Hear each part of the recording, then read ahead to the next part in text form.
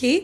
Of course मैं आपसे जानना चाहूँगी, आजकल जो एक्टर्स हैं, आप देख रहे हो कि बॉलीवुड में ज़्यादा ट्राई करते जाने का, अगर आपको मौका मिले तो क्या आप बॉलीवुड में जाना पसंद करोगे? और अगर किसी के साथ काम करना हो तो वो कौन होगा? ऑफ़ कोर्स अगर मुझे बॉलीवुड जाने का मौका मिले तो ऑफ़ कोर्स मैं जाना चाहूँगी, क्योंकि हर एक्टर तरक्की करना चाहता है, हर एक्टर आगे बढ़ना चाहता है और मेरे भी ड्रीम्स काफ़ी बड़े हैं, लेकिन टाइम के साथ साथ सब होगा।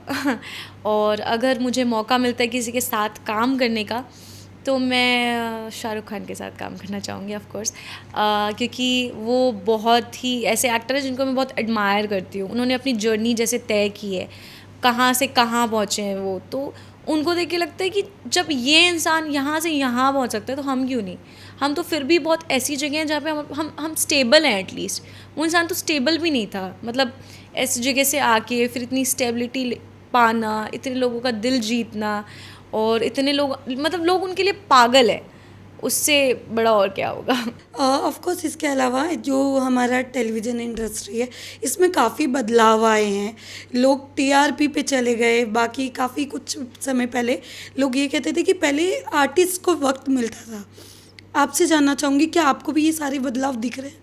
हाँ, ऑफ़ कोर्स बदलाव तो दिख रहे हैं, क्योंकि प्लेटफ़ॉर्म्स भी बहुत ज़्यादा बढ़ गए हैं, तो यस। आर्टिस्ट आर्टिस्ट के लिए रेस बहुत ज़्यादा बढ़ गई है। हर आर्टिस्ट, इवन टैलेंटेड लोगों को काम नहीं मिल रहा, जो बहुत टैलेंटेड है, वो भी काम के लिए इधर-उधर भाग रहे हैं। लाइक मेरे भी काफ़ी फ्रेंड्स हैं जो कितने सालों से काम ढूँढ रहे हैं, लेकिन नहीं मिल रहा उनको काम।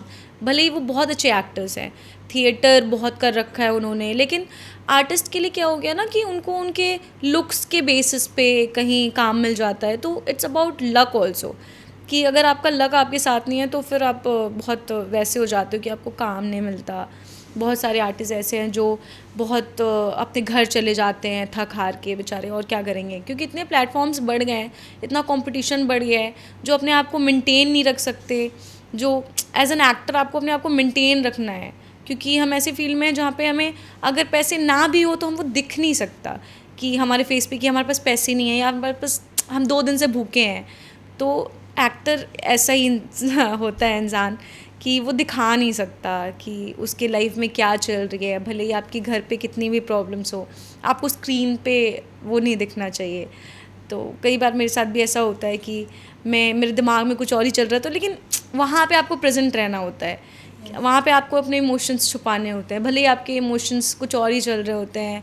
कभी ऐसा हो जाता है मम्मी से, कभी कुछ हो जाता है, झगड़ा हो जाता है पापा से, कभी झगड़ा हो जाता है, लेकिन तो हम बहुत परेशान हो जाते हैं, क्योंकि घर का कुछ हो जाता है तो इंसान का दिमाग नहीं रहता, आपको लगता है कि छोड़ो, कुछ भी नहीं करना, कुछ भी अच्छा नहीं लग रहा।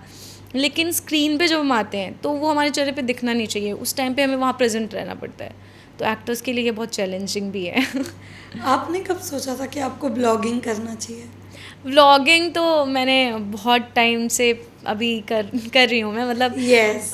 मेरे सेट पे बहुत एक दो लोग हैं जिन्होंने मेरे को मोटिवेट किया था, मेरे जो भाई का कैरेक्टर प्ले करते हैं पिंकू भैया, उन्होंने व्लॉगिंग शुरू करी। तो और मैंने शुरू शुरू में एक व्लॉग बनाया, तो उन्होंने मेरा व्लॉग देखा, उन्होंने बोला तुम व्लॉगिंग क्यों नहीं करती, तुम्हारा व्लॉग तो बहुत अच्छे है। तो मैंने बोला अरे यार, मेरे को एडिटिंग एंड ऑल ये सब नहीं समझ में आता। मतलब मैं इंटरेस्टेड नहीं हूँ एडिटिंग एंड ऑल, एडिट करो, इतना टाइम वेस्ट करो, और मेरे पास बहुत कम टाइम होता है।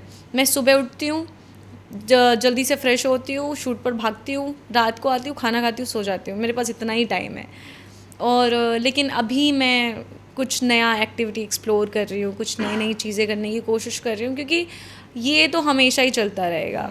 ये ऐसी चीज़ है जो कभी रुक नहीं सकती, लेकिन इसके बीच में मैं कहीं ना कहीं अपने आप को भूल गई थी, मैं अपने लिए टाइम नहीं निकाल पा रही थी। तो अभी बीच बीच में ऐसा होता है कि मैं शूट करते करते थोड़ी मस्ती वाली वीडियोस डाल देती हूँ, और मेरे वो तो फैंस हमने आपके ब्लॉग्स देखे। और मेरे फैंस भी थोड़े वैसे हैं, उनको चाहिए होता है क्रिस्प। तो वो हमेशा मुझे बोलते हैं, आप फैंस भी वैसे होता है ना जिनको ऑफ स्क्रीन देखना होता है कि आप यस। कैसे हो। तो उन्होंने मुझे काफ़ी रिक्वेस्ट भी किया था, अभी तो मेरे को इतना फैंस का मैसेज आया, दीदी आप लाइव आओ, आप लाइव आओ। उनको मैं क्या बताऊँ, मेरे पास टाइम नहीं है लाइव आने का, लेकिन फिर भी मैं शॉर्ट्स के थ्रू या व्लॉग्स के थ्रू कोशिश करती हूँ कि उनसे कनेक्टेड रहूँ, ताकि उनको भी ऐसा ना लगे कि बिल्कुल अलग अलग है। उनको ऐसा लगे कि चलो ठीक है, हम डे बाई डे, अगर आप स्क्रीन पे दिख रहे हो तो ऑफ स्क्रीन भी वो देख पा रहे हैं कि आप कैसे हो रियल में, क्योंकि ऑन स्क्रीन तो वो सिर्फ रूही को देखते हैं, ऑफ स्क्रीन वो रूही के साथ साथ नैन्सी से भी मिल पाते हैं कि नैन्सी एक्चुअली में कैसी है।